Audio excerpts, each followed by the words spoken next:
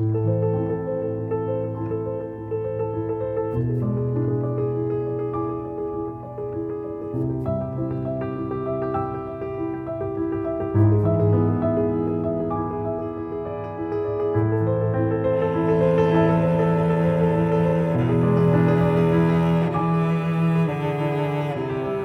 name is Molefi Letsiki. I want to believe a young, but maybe not so young anymore, boy that grew up from Everton, which is in the south of Johannesburg. I remember this one day as they were cutting and polishing diamonds, and one of the polishers literally picking up his tongue to look into a stone. As he was lifting the tongue up, I saw this light or this fire that just came from this stone, and I was intrigued to want to see what's that, you know. And I remember taking that tongue, taking that loop, and looking into that stone, and the scintillation that just came from it made me fall in love with diamonds so much, you know. And truly that's where my journey began, you know. The beauty of that scintillation that I saw in that stone that day fired up something in me that really made me want to make sure that I could bring out such beauty out of every piece of carbon that I get to touch, that's gone through so much in the belly of the earth, formed millions of years ago. Where I grew up, I never saw much diamonds, you know.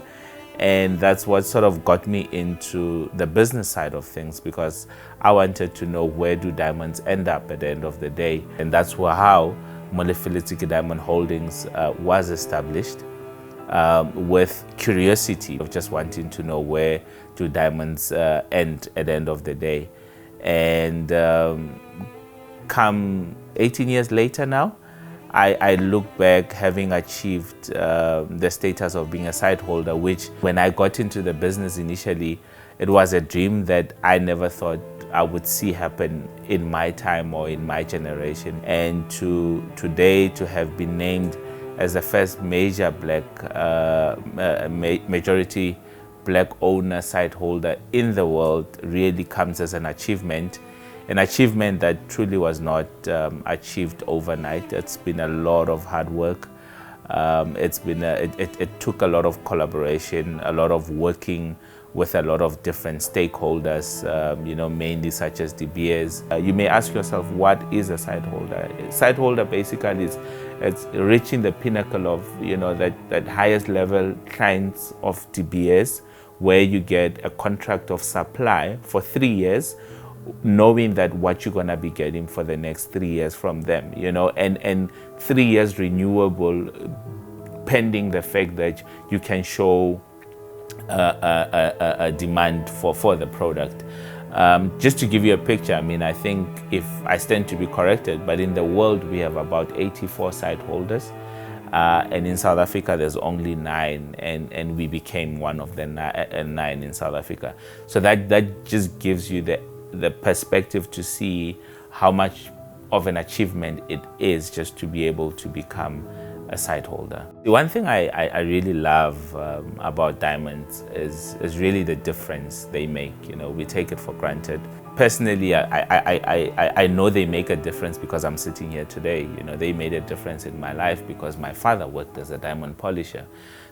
In essence, everything that I have in terms of the journey of my high school, the journey of my varsity, all these fees were paid by a salary that came from diamond manufacturing. And it makes a difference in many different lives. You know, diamonds have a long pipeline journey, you know, beginning from the mine itself. When they are produced from the ground, they create a livelihood for the mining communities where they come from, to the sorting and the sales of it until it comes to the manufacturers, which is a space where I play in. And for me, it's always amazing when I hear stories of some of our employees in terms of what they've been able to achieve. We get employees coming to you and say, I just bought my first car, or I just bought a house, or I just, you know, it's those stories for me, they really warm my heart up, because it gets to show that it's not just about the beauty, you know, that we see on the glim and the glam,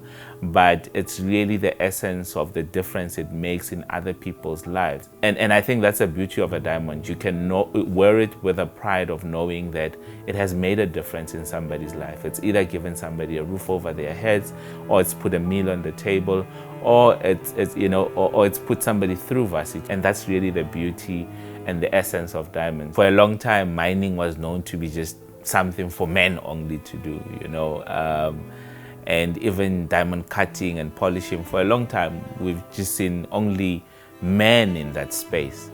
And the funny thing is, it's women that wear the diamonds at the end of the day, you know, and I think that makes it critical to have more women in the space. And times are changing.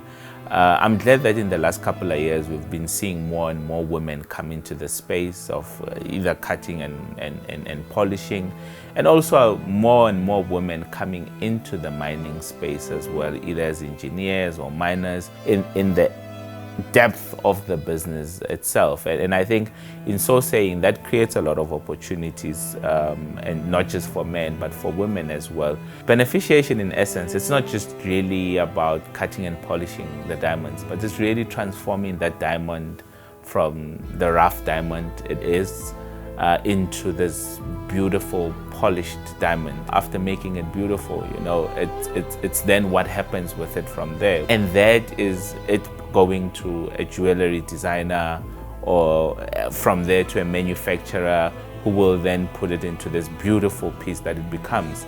And that adds value. You know, you see value being added throughout that pipeline until it's a finished product.